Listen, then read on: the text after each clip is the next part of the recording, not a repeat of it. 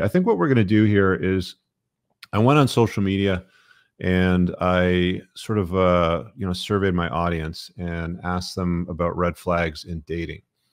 I kind of did it two ways. So on Twitter, I said, what was the worst red flag you've seen when first dating a woman? And I separated it. And I also asked ladies as well to see what they would say. So we'll kind of do it from both perspectives. And I also got a bunch of replies off the YouTube community tab. So we'll just hop straight into this. Yeah. So tells a story about almost having sex with some guy. I responded, that sounds like sex, not almost. Well, he was wearing a condom, so I don't count that. True story, I ghosted. Imagine saying that early on when first dating, like in the first few dates. So that would fall into red flag number 11, big notch counts, for sure. Yeah, I mean, look, you want a friends with benefits. You want something short term. You want something light and easy, nothing serious. Keep them at arm's length. I mean, look, other dudes have indulged. If you want to, whatever, have at her. It's not like it's going to make a difference if it's 31 or 32. Kirby here says she hated her own country to the point of being self-xenophobic. It was bizarre. I was done by the end of the date. At the end of the date, we were outside mine. I went inside and took off my clothes and started. What? At the end of the date, we were outside my place. I went inside, took off my clothes, and started playing Pokemon. She stood there surprised, and I said bye, so she left. My revenge, or me being petty, I guess. That's kind of petty. Sounds a little dorky. I would not take it there, but she's hating her own people and country. That's a little bit weird, man. Like that's like the whole self-deprecating. It's like when guys sort of self-deprecate and they sort of insult themselves. Danny here says, asking for presents and you to pay for everything immediately. That's just brat behavior. Look, if she's young, innocent, pure, virgin, you're looking for wife stock, you're going down these sort of conversations and routes, then maybe that has some value. But, for the average Western woman today, it's like pound sand, Yeah, women are only worth your time and investment and financial resources when they prove that they're worth something. And they're not going to prove that they're worth something until you deal with them over several weeks, several months, right? So you can see what they're made of. So you can get a feeling for them, right? So early on, first date, second date, you need to pay for everything. I need gifts and presents. Bye. Ray here says, the communication was inconsistent and the interest shown was fluctuating. They would express, I'm assuming he means she would express. Guys, be precise in your language. The 4 agreements, be impeccable with your word, okay? I'm going to keep harping on this because it keeps happening. People using words like partner instead of boyfriend or girlfriend, or, they would express, or I want to date somebody. No, if you're a man, you're straight, you're dating a chick. There's no pronouns. There's no they, them, or any of that shit. Use correct language. She would express a desire to become closer only and then push away. She would then vanish, taking an inordinate amount of time to respond before reappearing with a peculiar excuse for the absence. She's a hoe. Look, women are never really single, okay? Like they're always talking to some guy. They're always involved with some guy. Even on dating apps, if they're like, hey, I'm single, I'm looking for something serious. She's dating other guys. Like she's talking to other guys. She may have been on several dates with other guys. She might have been with another guy and spent the night at his place the other night and woke up in the morning and went home and is now talking to you. It's not that uncommon, right? So if her interest and she's distant and she's not communicating with you, if you message, there's hours that go by before she responds.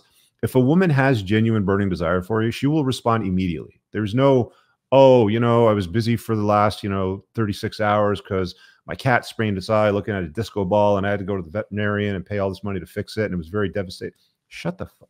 No, forget about it. No. Adam here says daddy issues, drinking, argumentative. Oh man, it's your entire list and then some. Yeah. So again, if you guys don't have the entire list, go to the email list, opt in and get it all.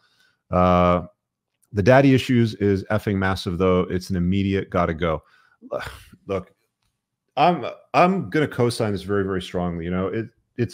I put it number 1 on my list. Daddy issues is number 1 on my list for red flags. I dated a gal for several years that had a incredibly poor opinion and relationship with her father. It went from an incredibly good relationship with her father, the way that she described it, to incredibly poor, citing indiscretions and abuse and all these other stories. And it's like, it just didn't add up. It just did not add up that, you know, she went from daddy's little girl with a good relationship. They had fun. They respected each other, to he doesn't even exist. Right. If a chick doesn't have a good relationship with her old man, and he's around, and, you know, he's a good man and he's good at being a man, the problem isn't probably with him, you know, for being honest. On a balance of probabilities, more often than not, it's going to be her. So look, ignore it if you want, invite her into your life, date her, marry her if you want. I don't care, you know. I'm not the penis police. Do whatever the hell you want with your life. But I'm telling you, women with daddy issues are a freaking nightmare. If they don't respect their father, they're not going to have a high opinion of men. You're a dude. She's not going to have a high opinion of you. She's going to dismiss you. She's going to utilize you. You're just an accessory, you know, situations like that. It's also closely, very, very highly correlated with borderline personality disorder.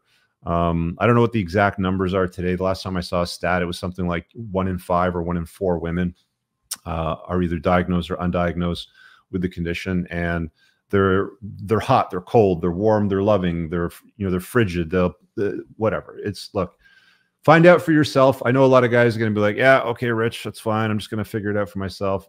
When you see it, you'll see it. And you'll come back to this and be like, he was right. Go on Amazon and write a review and say, you know, Rich was right about this sort of stuff. Daddy issues. Here's one. Carter said chick had a calendar with "get ass eaten" written on it for Saturday. She's a hoe. Big notch count, number 11. Red flag number 11. I mean, have fun. Again, indulge. 50 other guys probably have. Make sure you wrap it up. Protect yourself, all that sort of stuff. But do not make her a girlfriend. Do not invite her into your life as a wife, as a mother of your kids. She a hoe. That's it. She drank more than I did, and I wasn't holding back. Alcoholic women. Red flag number 20, addictions, right? A lot of these are already on my list, right? Jonathan, like, look, guys, if you deal with a chick and she's addicted to drugs and alcohol or shopping and returning things, TV shows like Bachelor, Bachelorette drama, stuff like that. That's all that's going on in her world. Like, she's got addictions to unhealthy cigarettes, you know, you're going to have problems with her. You know, she can't regulate her behavior. She can't, she doesn't have the ability to say no to things, right? It's the whole marshmallow test that I've talked about before, you know, where you delay gratification. You want to deal with a woman that has the ability to say no to things and preserve, you know, her relationship with certain vices. You know, for example, look, everybody likes sugar. I like sugar. I like donuts. I'm on the worst fucking diet right now for the next, I have 5 more days. I'm on this crazy diet. I'll explain it in a totally separate video. All I'm basically eating is ground turkey, cauliflower rice, butternut squash and apple soup. That's it, right? It's working, and I'll explain why it's working shortly, but it's brutal. But you drive by the donut shop and you're like, oh, I could really do with a freaking, you know, honey cruller or Boston cream sort of thing, right? Like you have the draw to these vices, and you have to have the ability to say no and basically tell these things to fuck off in your life, right?